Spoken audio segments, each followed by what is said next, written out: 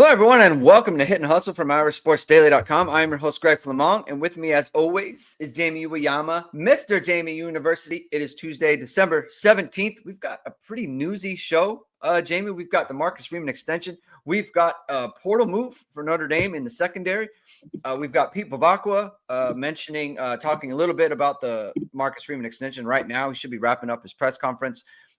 We've got Notre Dame, Indiana, coming up in a couple of days here, a few days. Very exciting time for that.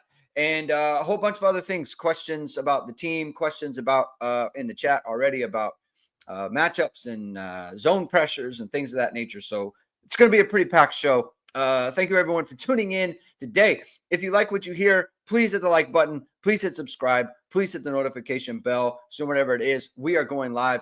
Links to the podcast are in the description below. And as always, the show is brought to you by ESQ Clothing. It is the season of giving. So the secret ESQ clothing sale is moving forward through Christmas. Use code ISD and get 25% off on all online items. It's not valid on gift cards and custom items. Check out ESQ's award-winning dress shirt on your favorite players and coaches and give it the gift of style. If you're visiting Chicago, explore all of ESQ's bespoke options. With over a decade of creating handmade bespoke clothing, ESQ's tailoring expertise will craft a garment as unique as you. Use it through Christmas. So this is what it's going to be. ISD 25 or ISD code ISD 25% off. That's the deal through Christmas. Get your shopping done. Get it done. Get it out of the way, and then you can enjoy all the bowl games and all the prep and all those things. Notre Dame's prep. So, Jamie, Pre-Bavacqua finishing up. A couple newsy items, I guess. No carve-out in the Marcus Freeman extension for the NFL or Ohio State. So, like, there's specific language there. You don't get out of this if you want to go to the NFL. You don't just get out of this if you want to go to Ohio State. There's going to be a buyout there. So there's that. It's pretty much it. Regular home game. They want to make it a regular home game type of feel. There's going to be some NCAA things, that are going on. There's going to be some intro video for Indiana, which is kind of weird. I think it's kind of weird, but it is what it is. But yeah, that's kind of what's going on from the press conference. Notre Dame, they are going to, so the house settlement that they think is going on, there's going to be a revenue sharing. Notre Dame, whatever the cap is, if it's 22 million, 20.5 million, whatever it is, Notre Dame is going to meet that cap, right? So that's what they're going to be. They're going to have the full allotment of funds, with a lot of it going towards the football program. So that was kind of the gist of what he was talking about. I do want to talk a little bit up front about the Marcus Freeman extension, because I think that everyone is kind of focused on the timing of it, right? It's surprising that it came before the playoff game, things of that nature. To me, it doesn't really matter. Do it now, do it later. It's all the same. I think everyone knew he would get it. It's not like it's some big surprise. I think for me, I do kind of want to focus on, like, it's kind of, I don't know what word I want to use. I don't want to say remarkable, but like it didn't have to go well with Marcus Freeman. And I think when you go back to when he was hired, Notre Dame definitely took a chance here. Hadn't been a coordinator for very long. He was very young, right? This was a big risk. Notre Dame's a big program. It's not like it's Virginia. Notre Dame is a big time program. A lot of coaches have flamed out at Notre Dame. Bob Davie specifically flamed out at Notre Dame. It didn't go very well, right? And he was kind of the same situation as a defensive coordinator for big time Texas A&M and then Notre Dame. He didn't have it, right? He wasn't able to do that. And for Marcus Freeman to get this extension, to get it done, they said playoffs or bust. He got Notre Dame to the playoffs. I think it's a big deal that this extension happened and that everyone knew it was happening. Didn't have to happen this way. I want to give a good amount of credit to Marcus Freeman on that front right up the top. Yeah, I mean, I think it needed to get done at some point. Like it did.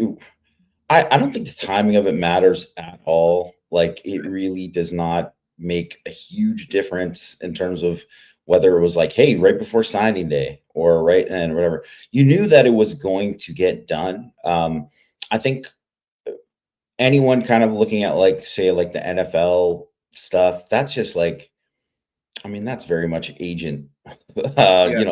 to try to get things rolling.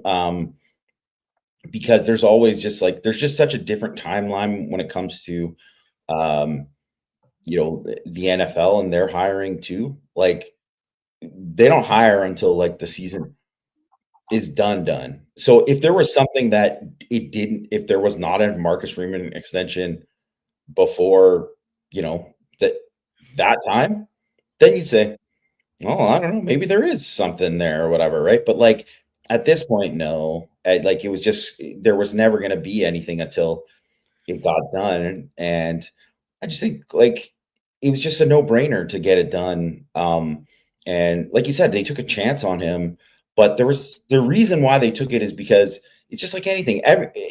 Anyone takes a chance with anyone in any job. It doesn't matter what it is. Where you're like when you're giving someone a promotion, and they're like, "Hey, they've never done this before," right? Yeah. Um, and I mean, obviously, he had to learn on the job, and there was that too. But you have to like kind of be you have to have conviction and kind of like why you hired him in the first place. And the thing is he delivered, right? Like he Yeah. absolutely delivered, and I think that's all that matters. Yeah, I think the fact that he did deliver, and you know what too about him is there are a lot of things that he will readily admit, like I didn't handle this very well, or I wasn't sure how to handle this. Like he'll readily say, like, I went and sought advice on X thing, and a lot of coaches wouldn't do that. Like a lot of coaches don't have the humility to be like, yeah, I don't really know. I don't have all the answers. You did that a lot in the first couple of years. And the fact that, like, again, the way that he responded after the NIU loss, there's a lot of like, this is the best thing that ever could have happened to, people say like, oh, this is the best thing that ever could have happened to us. Like everything that happens, you use that to try to grow, right? Whatever it is, a positive thing, a negative thing. But like the fact that he was able to push the right buttons is a great job by him, right? Under a lot of pressure. It's a great job by his coaching staff. And he had them cooking the way that they needed to respond to a very adverse situation there. So I'm. It was nice to see that, and it was nice that he got it out and everything, and I thought they handled it really well. Pete Bavacqua did mention about how Marcus Freeman was pretty adamant about his staff and making sure that they were taken care of as well. So that was something that came out of the press conference today. Some other things to talk about. Marcus Freeman said that Howard Cross is going to be available. Jeremiah Love is going to be available. There was video of the media was able to take video of practice. And people noticed that Jeremiah Love had a big brace on his knee. Rajon asked, how worried should we be about Jeremiah Love's knee brace at practice? Could it just be precautionary for practice?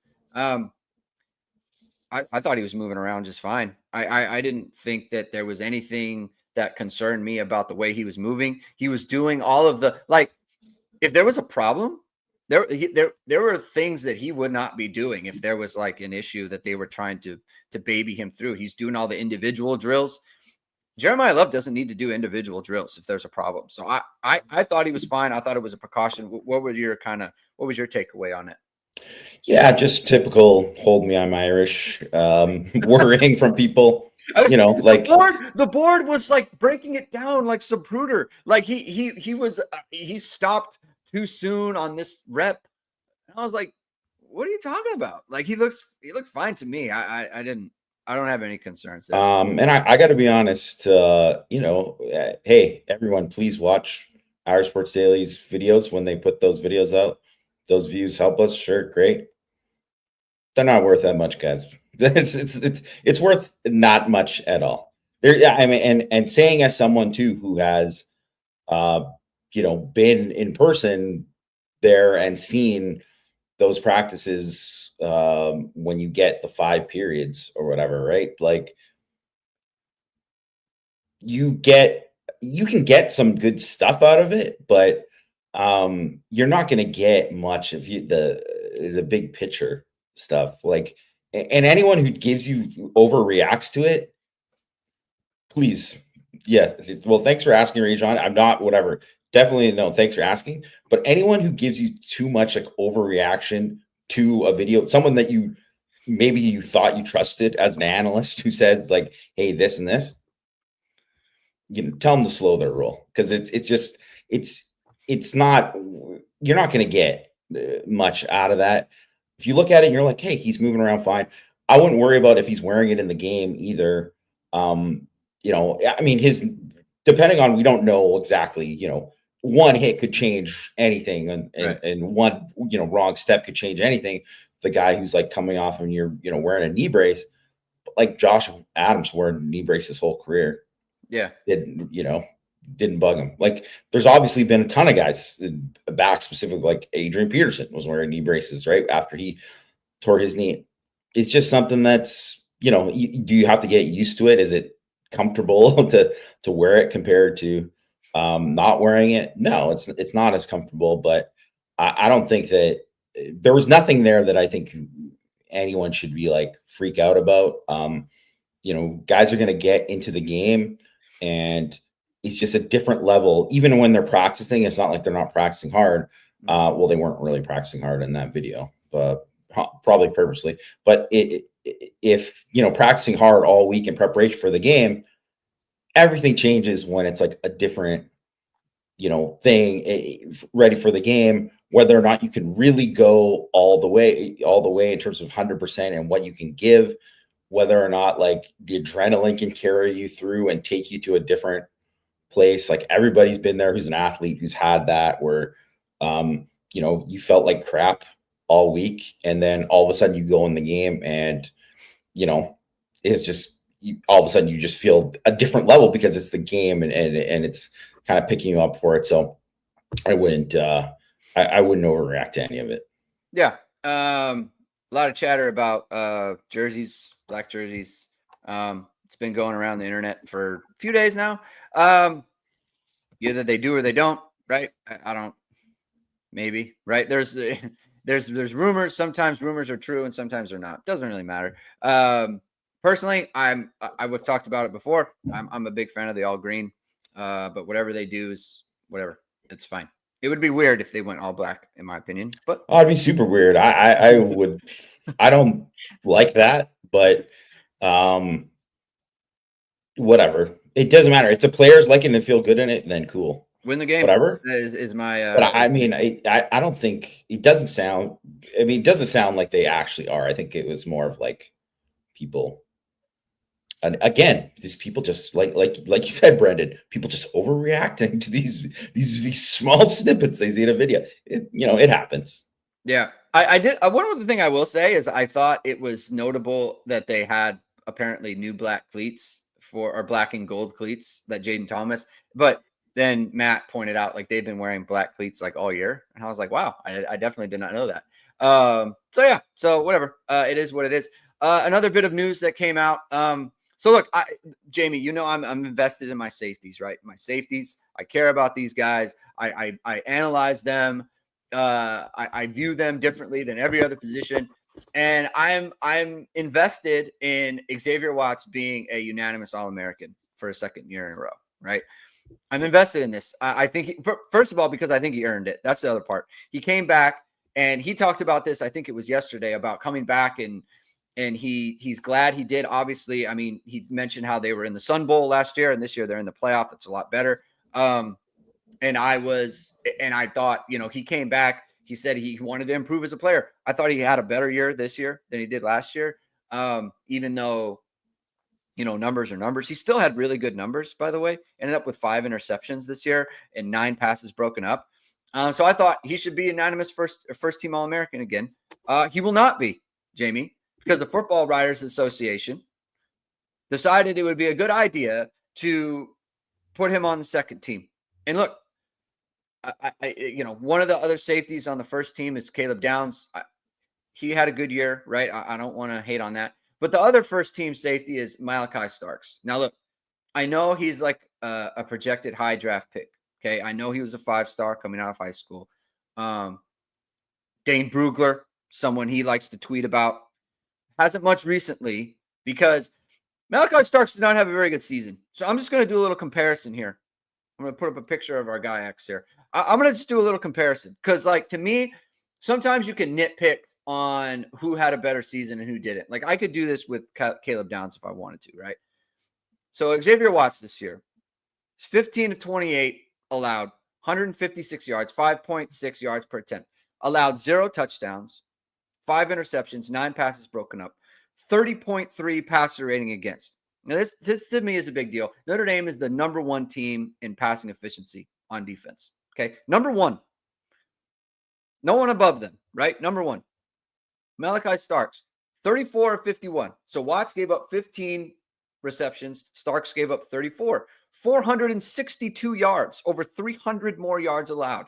9.1 yards per attempt. 2 touchdowns allowed. 1 interception versus 5. 3 passes broken up versus 9. 100.4 passer rating against. A difference of 70 passer rating points.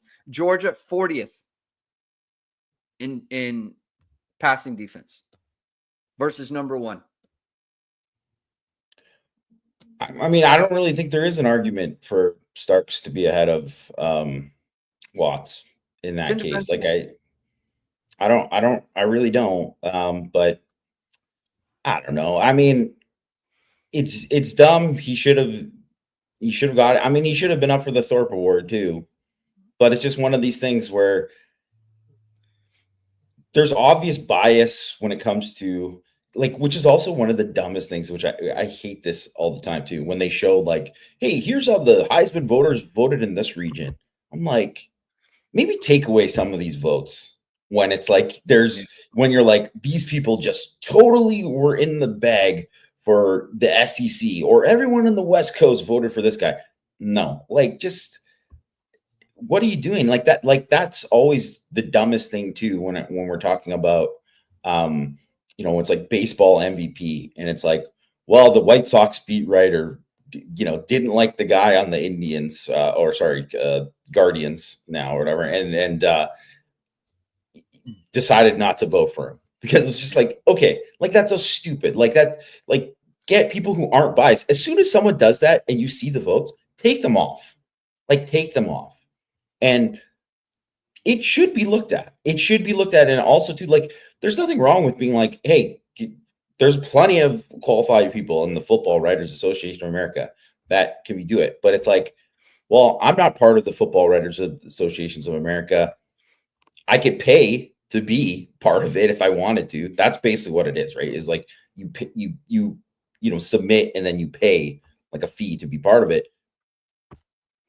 There's some clowns in there who are voting for it, and like any other voting thing, I'm not just saying like it's not like sporting news. I don't know who's running it for the sporting news or whatever, but it's just one of these things where it's like when it's like that, you should probably look at the membership and how they voted and be like, well, why? Or just get people to give you reasons why. Especially too when you look at like when there's like AP poll comes out and there's someone who's like, I just forgot Notre Dame this week. Like, okay, like why do you have a vote again? The AP vote is like, it's a big deal. Like it's the official vote of the, it's like, how people say in New York Times, like paper of record. Like the AP poll is the poll of record. Without until the playoff committee does. But like that also goes in, like it influenced the playoff committee too. Of course it does, right? Yeah. So I just, because like, why is it always so close? Right? There's never like, this team was 5, but the playoff committee had Colorado 5, right? Like it's always similar, right? And so that's why I just feel like you got to take this a little bit more seriously. And I don't think you can have a mistake like that on the, I just can't, you can't do that. There's no objective piece of evidence that's like Malachi Starks had a better season than Xavier Watts did. There's none. It doesn't exist. Notre Dame was a better defense throughout the year. They have a better passing game. He had better stats. Yeah, I don't know. I don't know what to say. I mean, also too, like if someone was like really like, man, this guy was really cracking down in the all 22. No, those people who vote aren't doing that. So it's not that. So if you were, you would have seen X Watts in man coverage a ton. That's the other part. It's like he's in it's not like they're hiding him, right? Like they put him in man coverage all the time. So Yeah, I mean, by any way you look at it, Xavier Watts was better this season than he was last year. Um, it, you can throw the interceptions, whatever, like just that. Obviously, some of those interceptions were just like a few of them were gifts last year, right? Um, he's been better as an all-around player in every single facet. So, yeah. I mean, it doesn't matter. He's an All-American anyways. Who cares Right. if you're unanimous or consensus? For sure. But it's just, it is dumb. It is dumb.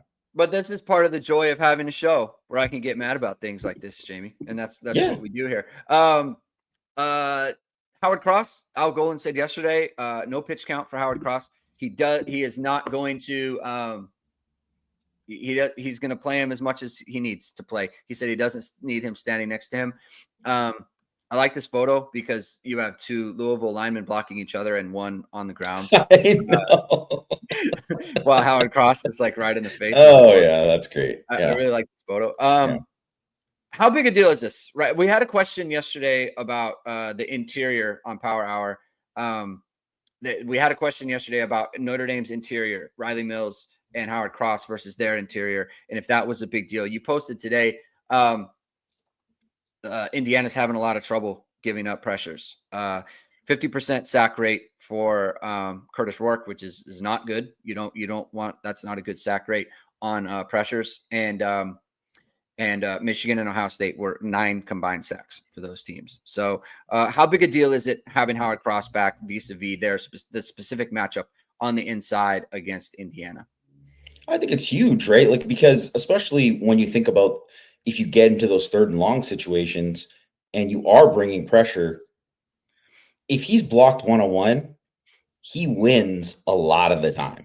Yeah. He can win, even if you do, their problems is they've had a really tough job of like identifying blitz, picking it up. There's a new left guard there that, I mean, it was like he was not even the deputy mayor of Struggletown. He was like founding father of Struggletown.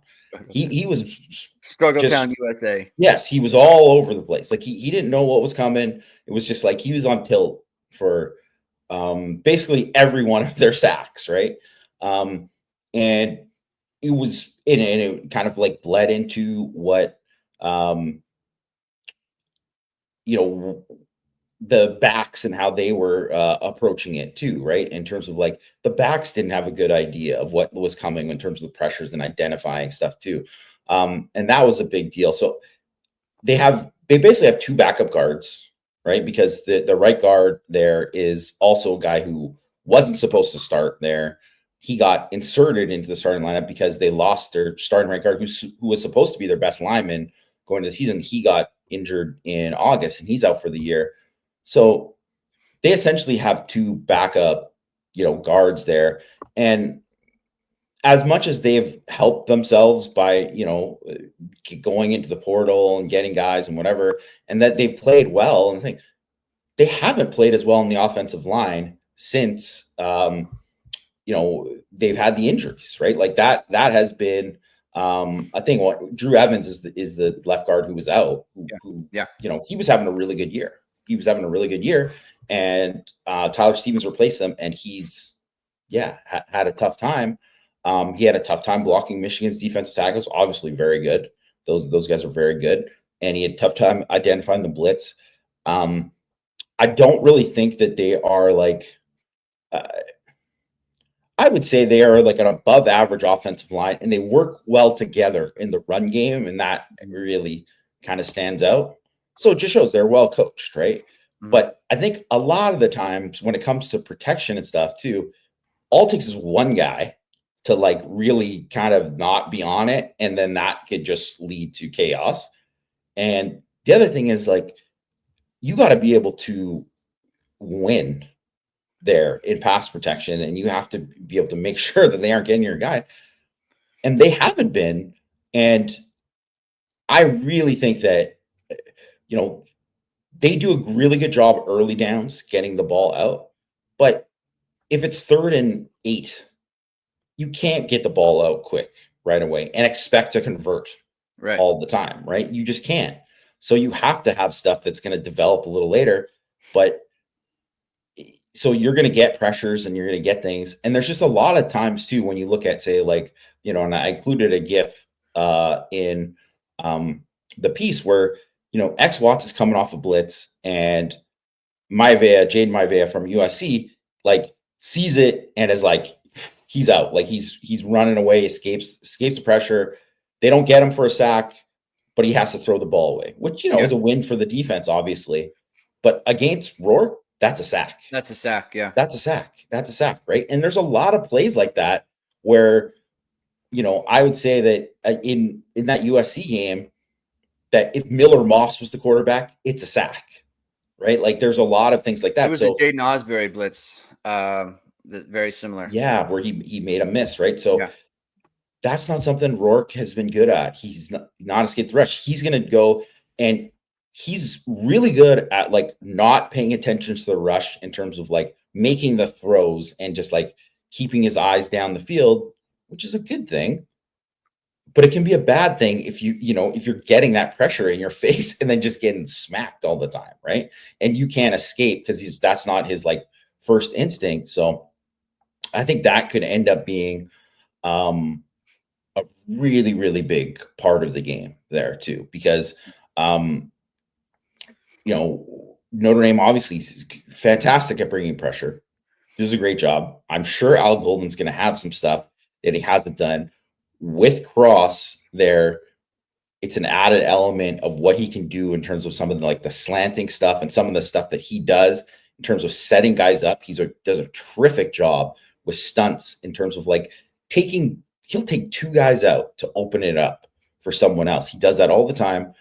And I think that could be, like, a really, big difference in the game. Yeah. It's interesting. You were thinking about that USC game. Xavier Watts picked 6 in that game. Interesting. There was also the 4th down play when Notre Dame was up 28-21. And after the interception, that Xavier Watts broke up. And Notre Dame went down and scored and took a 2-score lead. That's interesting. Sounds like a first-team All-American. Sounds like an All-American, yeah. Sounds like first-team All-American to me. I lost my train of thought there because of the Xavier Watts thing. Oh, the offensive line for Indiana. Are the defensive line for Indiana. So Coach Humph asked a question here. He said, "Hey, Jamie, on Power Hour yesterday, you mentioned it that Indiana uses zone pressures on defense. I wanted to ask, are the zone pressures only an obvious passing down and distance?" So answer this question, and I want to get into Indiana's defensive line in a second. So let's get to this question first. Yeah, no, it's not on just obvious passing situations, right? So they'll do it on, like, every down. And that's part of, like, what they do to kind of, like, confuse you up front too, right? Is they'll have a guy, like, their version of a Viper will, like, step and occupy the tackle, but then all of a sudden they'll bring a blitzer right inside of that. And they're counting on, that tackle not stepping down to pick that guy up because the other guy's, like, dropping off or waiting, right? So that kind of thing that they do it quite often to mess with what you're doing up front, run game wise too. And then if it's pass, obviously they have that as well, where they're occupying that and kind of trying to screw up your protections. The issue with that, and this was an issue against Ohio State, was they would do that, and then Ohio State ran play action a bunch. And then when you get play action and you are the edge or any of the defensive linemen that is supposed to, like, drop, get into your drop. Yeah. Well, you can't drop automatically if it's run. You have to play run, right? Because you have responsibilities. You have, your gap and that you're assigned to, and all these things that you're supposed to do versus the run. And if you drop out, like, you take yourself out of the play, basically. So but then if it's play action, it makes you freeze for a second, and then you're like, oh crap, I got to get to my drop. And that was a problem for them. That guy's just racing back to get to his drop, and all of a sudden has to get there. He's in the flat against a receiver or something, and it's a loss. And that they did a tremendous job of that in that game, like, kind of taking advantage of it. And I think Will Howard was like 9 of 11 on play action, and most of it was short passing game. When so Notre Dame, they ran a bunch of RPO stuff against Stanford. That was effective. Would that be something? Because like Notre Dame's not a play action chuck team, really. They No. can, but like it might be difficult in this game. But like some of that RPO stuff, they do like to get the ball out short. Would that be effective against what Indiana's doing with some of these? Yeah, I think some of it. I mean, I will say too that some of it, because if they're playing man there and like say like Pons, who's the one corner they have, and man, I mean that guy's just he's really Well, good. you're specifically asking about zone blitzes. That's why. Yeah, It's different. yeah. I will say that like if they're running like a zone pressure stuff against the RPO, yeah, you can. It's something that they can definitely use, and then also too like that's also to the point that like Notre Dame has that one extra bit. There's so many things where like Rourke pulls. I mean, they're a heavy RPO team on offense, right? Indiana is, but when Rourke pulls, he's not running. Right. Like he's passing. He's counting numbers in the box. He's counting what's his thing. He's looking at the matchup outside, pre-snap, post-snap, and then he's pulling it, throwing it. That's what he's doing. Like almost blind. Like he's just doing it. Where Leonard, we've seen him numerous times pull, and then, oh, it's not there. And then I run. And then all of a sudden that turns into like a 17-yard run.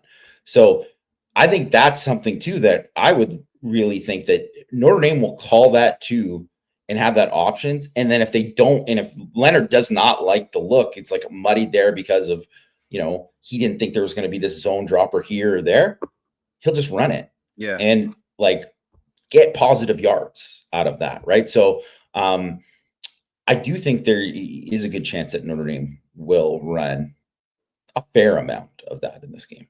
Yeah. So I had a question about, so you were talking about Indiana's D-line yesterday on Power Hour, and I was thinking about like, how is this game close, right? Because I think we've kind of dove into like Indiana's not really been tested by good defenses throughout the year, and the two they saw, they were a much different team against the defenses that they saw that were effective. But like, that's not really true of their defense. Like a lot of the stuff that Ohio State, the way they were able to score, like Ohio State definitely figured some things out. They didn't shut them down by any means, but it wasn't a cakewalk for them for sure. And there is a possibility that Indiana could just win the matchup, right? I mean, is Indiana's D-line good enough to just win the matchup against Notre Dame's offensive line? Just straight up, are they good enough for that? Because if they do, and if they can, it's going to be a difficult game for Notre Dame. They have their offense is predicated on the offensive line being the better of the two units. Yeah, I mean, I think I wouldn't say if they were a straight up playing you, then I think Notre Dame would win, right? But so that's kind of my question. Like, do you think Notre Dame has because of it's because of all the different stuff they do. Yeah. In like stunts and games they do on early downs to kind of like really kind of mess you up. And that's why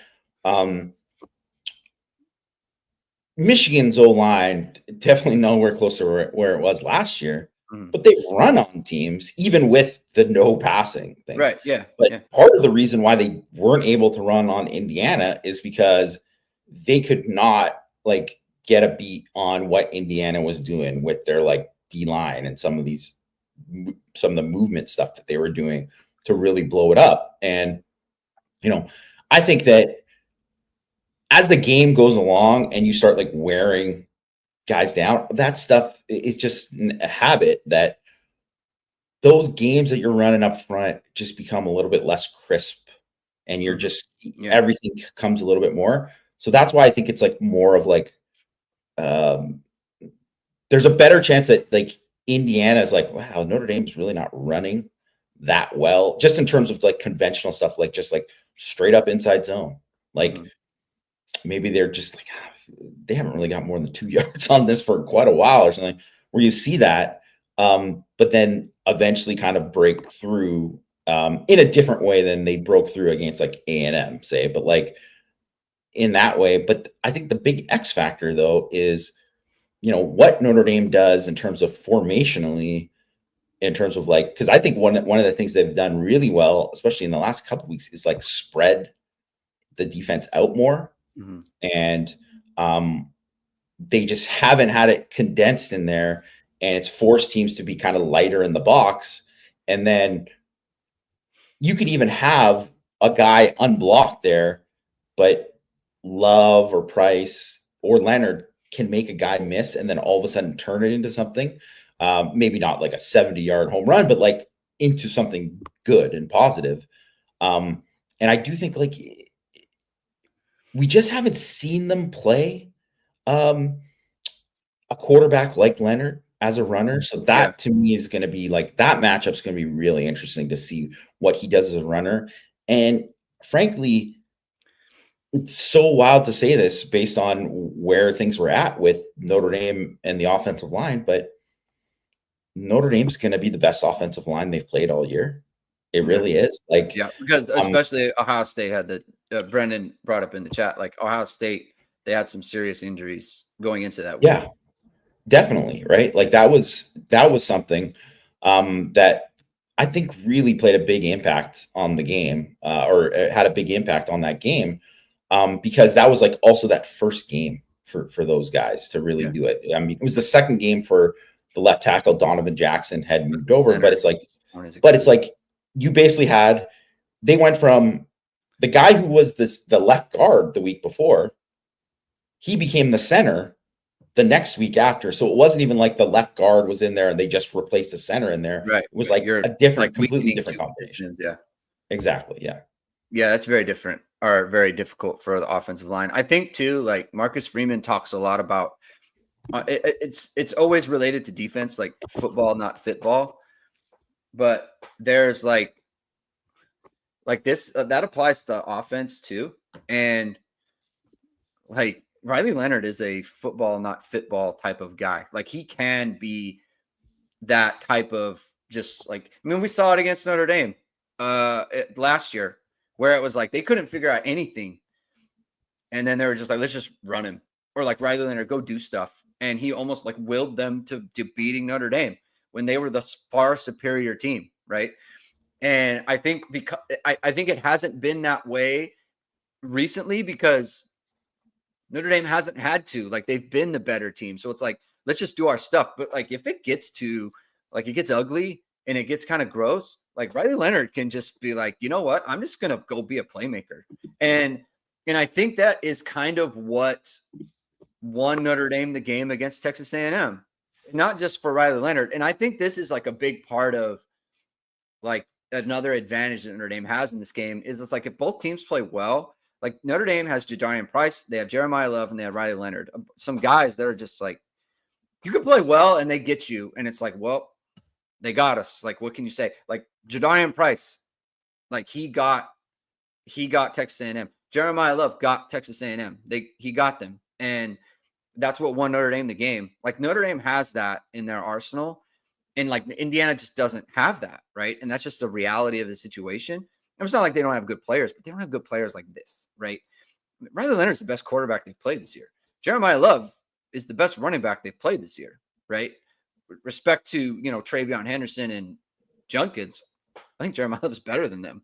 So I just like, there are things in this game that like really are just, they're nice. They're nice for Notre Dame. What could be nice for you, Jamie, in your media company or your small business or whatever it might be, is VSR Media, founded by Notre Dame Football. Founded by Notre Dame Football pregame host and Emmy Award-winning anchor Vahid Sadrazadeh. VSR Media provides professional and cinematic video and photo. Whether you're looking for a collegiate or pro-level highlight reel, have a personal story to tell, or are aiming to diversify and grow your business, VSR Media specializes in short and long-form video storytelling, social media management, and website design. VSR Media also captures professional headshots, senior, and sports photos. Contact them at vsrmediacompany.com. Mention Irish Sports Daily to receive 20% off your first project. Visit them online or give them a call at 574-800-9106. Jamie, a lot going on, right? Notre Dame's got a first-round playoff game.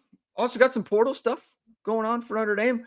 It was reported originally by Pete Nakos. Is it Nakos? Nakos? Is it Nakos, I think. Pete from On3, just people know who we're talking about.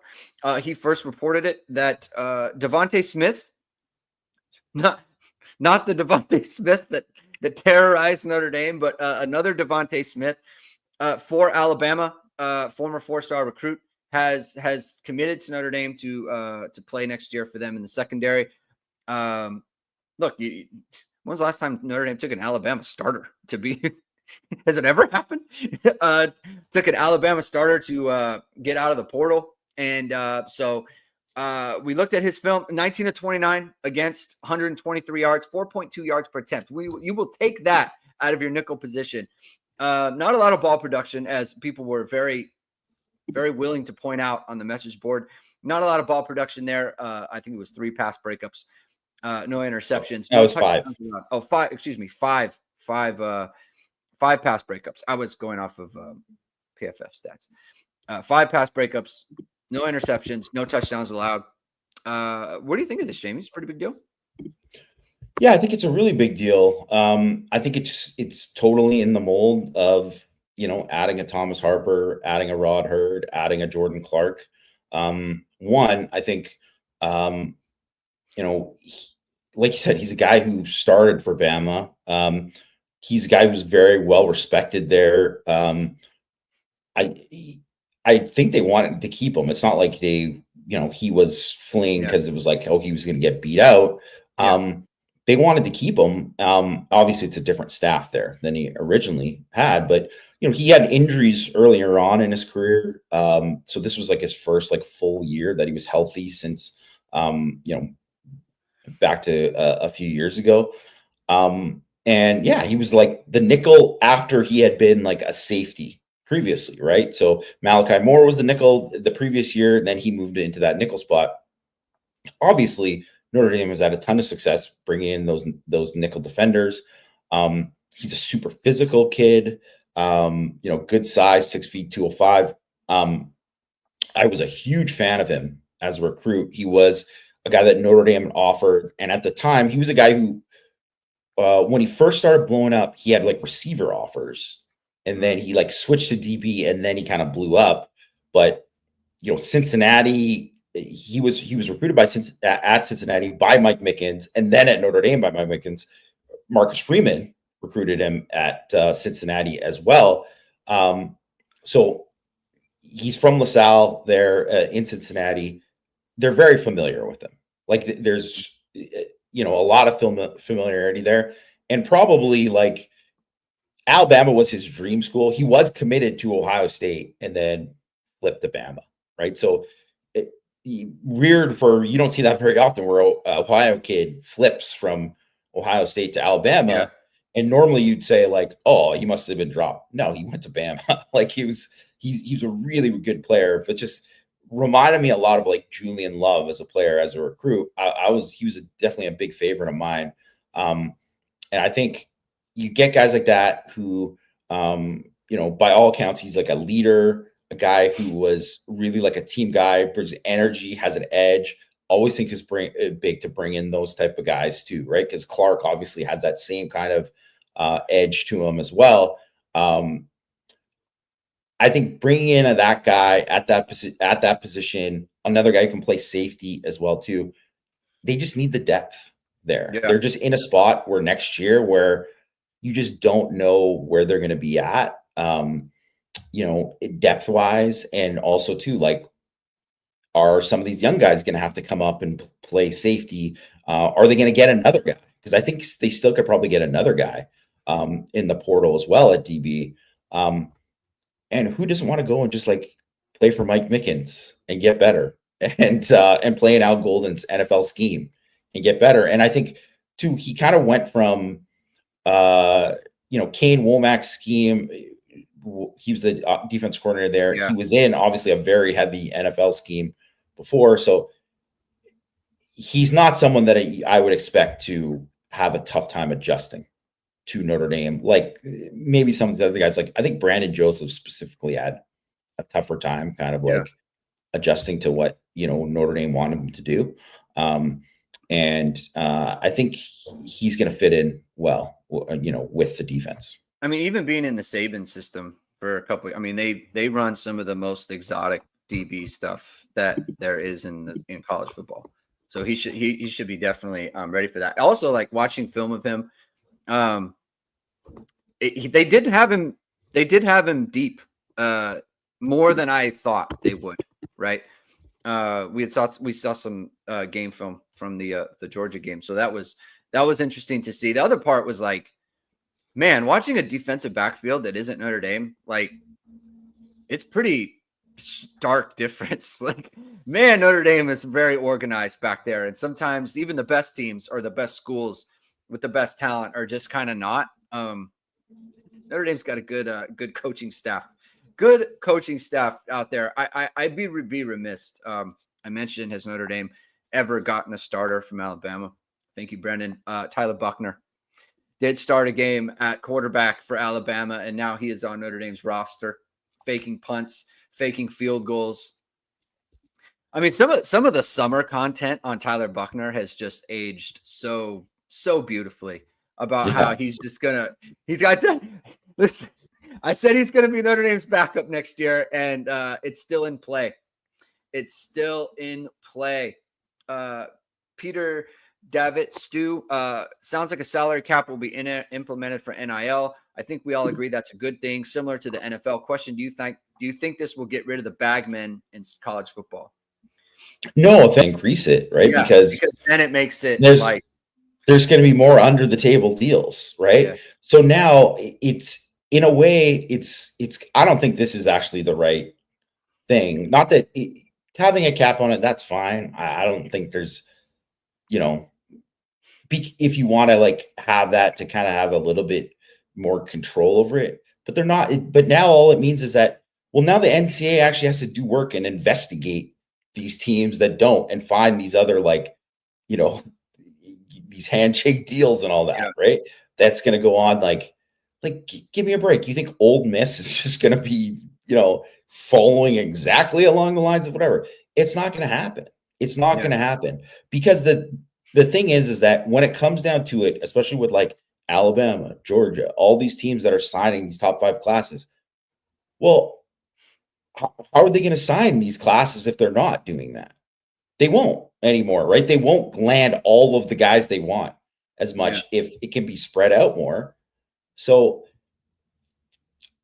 I don't know. Like, I just think like it maybe fixes one thing and then presents these whole other set of problems. So I don't know really what the ultimate solution is going to be, but I think that, obviously NIL wasn't put into the thing. It was supposed to be so people could get like endorsements, right? Yeah. That's what it was supposed to be. But then obviously it became something completely different, and they didn't regulate it. So this is their kind of way to try to fix it. But there's still more stuff that they actually have to do. Yeah. Bernie asks, curious on your thoughts on Notre Dame portal signees. He knows about the Bama DB. So we just talked about Devonta Smith. Wonder what other positions, kicker, D-line, that Notre Dame might look at. They could look at a kicker. I could see that, like wanting to like bridge, because they got the high school kicker. But maybe you don't want to go to him. You want to go to someone who's proven, right? So they may look at that. So that's a good point. We talked about D-line yesterday. Boundary wide receiver. Before the show started, it was reported that Malachi Fields, the wide receiver for Virginia, went into the portal.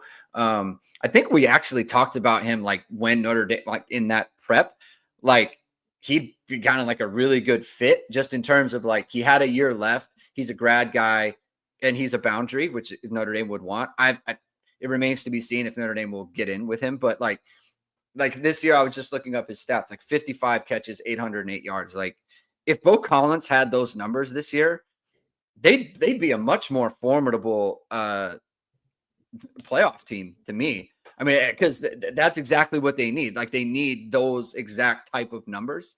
So we'll see. I mean, he didn't have a very good game against Notre Dame, I'll tell you that. Yeah, he didn't really do much. Maybe that just goes to show like maybe Notre Dame DBs are pretty good. But yeah, so I think kicker.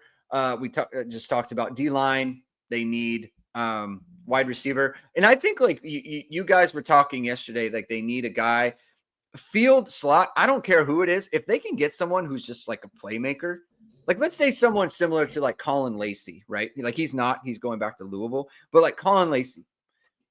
If you have someone like him, slot be darned. Go get him. If you have a playmaker there, like Singleton, a perfect example. Notre Dame's not getting him from Georgia Tech, but like that's the type of player. He's a slot. If he's available, you go get him, please. Oh Like yeah. they need playmakers, right? They do need a boundary, right? So like that's like, you need a bigger body over there, but like they need playmakers at the receiver position to bridge between the younger receivers. Talked about safety, talked about DB. Anything else that you feel like we're missing or you want to add on to here? No, not. I mean, I guess yeah. I think that's actually a great point about that's what they need at receiver. That's what you kind of need there. Just like, um, I don't think that. I mean, obviously, you would say defensive tackle would be the biggest priority, but like we kind of said on Power Hour too, it's like it's everyone's biggest priority. So, Right. it is like, I mean, people might not be like super excited about Donnie Heinisch, and if him being a possible starter next year, but imagine if Donnie Heinisch didn't have the kind of year that he's had really, and kind of showed like, oh yeah, he can play, like he can play, and like I don't think he's going to get much bigger. That's just kind of how he is, but to say that he won't be better next year, he's going to be better next year. So um, I think a lot depends on like the development of like the Mukum, Saviano, and all those guys behind it. But like, um, man, I he'd like them to get at least one like quality guy there, but it's a lot easier said than done. Yeah. So we'll just have to monitor, right? And I think, like I said, I think the Devonta Smith thing. Well, first of all, that was the name, and this just kind of goes to show, like that is a name we have not heard before. I did not know Notre Dame. I don't know that you heard. Maybe you did, and you didn't tell me, and that's not cool. But No, like I didn't. No, I didn't hear. I know you did it. I'm making a joke, but like that's a name that just popped up, right? Names could just pop up, and we could just get news, so just we'll have to monitor. I think definitely after this week, we're going to start to see some movement because just practically speaking, we do need to see that stuff. Generic username asks, will Mitch Jeter be good by Friday? At the Marcus Freeman said, I'll just put up Brian Kearney since he added a Marcus Freeman quote. This is as close as he's been to where he was before he got hurt on Mitch Jeter. Confident the Irish kicker is on the mend after a difficult November. So here's the thing. In practice, he was 4 of 6. The media saw all the misses were 40 plus yards, 40 yards or more. This is a kicker who missed 2 field goals all of last year, I believe. He's missed 2 in practice. I'm not a kicker. Maybe that's normal. Maybe that's okay. What I would say is it's totally normal. Is it? I don't know. I've been on a million practices where guys have like been like, man, this guy had like went 4-7 today. I will say this, like I do. That's why it's practice. I do recall. I think in the spring or maybe fall, it definitely preseason where it was like Mitch Jeter doesn't look good. He looked awful in the spring game. He looked awful in the spring game, and he went out against Texas A&M, and I don't want to say won the game for them, but like they scored 9 points and they scored 23 total. So he made 3 field goals. That's a pretty big deal. So he was able to do that. If he's confident. We'll see. I think given the conditions that we're likely to, it's going to be windy. It's going to be cold. There's a lot of factors. This is my thing, right? You got to be smart. Like let's say you've got a 40-yard field goal up 14-7, right? It's 4th and 4. and you can kick a 40-yard field goal to go up 2 scores, right? Then it's like, okay, maybe we kick this, because the game flow situation is pretty big. But if it's like if you're up 17-7 and it's 4th and 4 and a 40-yard field goal, I think you ought to go for it, because being up 13 isn't that much different than being up 10. You know what I mean? Whereas, like, if you knew the kicker was good, it's like, let's take the points, right? I think that's the kind of calculus you have to get into with him. Anything over 40 and it's like 4th and 5 and under, you got to think about going for it. You might be doing that anyway, just because, again, the conditions. But you just got to be a good bit more aggressive given the situation. I mean, he missed a point blanker against USC in perfect conditions. Yeah. I think the conditions are obviously going to play a factor, and I would agree. Like, anything past 40, depending on all the other factors or whatever, like, you're gonna sweat it out. But that, I mean, as much as the thing is like, he's got to make the ones inside of 40. That's what matters. That if they need that and it's inside of 40, he's got to be able to make it, because no one is. I don't care if he was really good all year. Who is really going to feel confident if it's like they need a 55-yard field goal here to win? No one is. No one is, because he never showed that, period, right? At the same time as, like, Indiana's kicker, he's been good, right? 9 of 10 on the year. So you're like, great. Well, how many of those were pressure kicks? Yeah. He's his long of 41.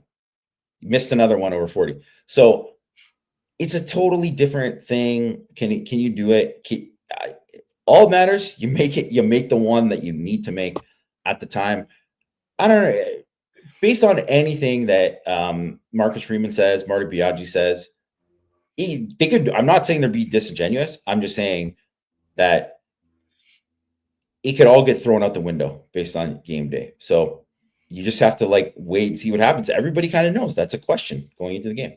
Yeah, there's nothing he can say. I mean, he looked great in warmups against USC, and then he missed a terrible one. So, it is. I think it would be funny if he did hit a game winner just for, like, just the giggles of it. Just for the John Doerr of it all.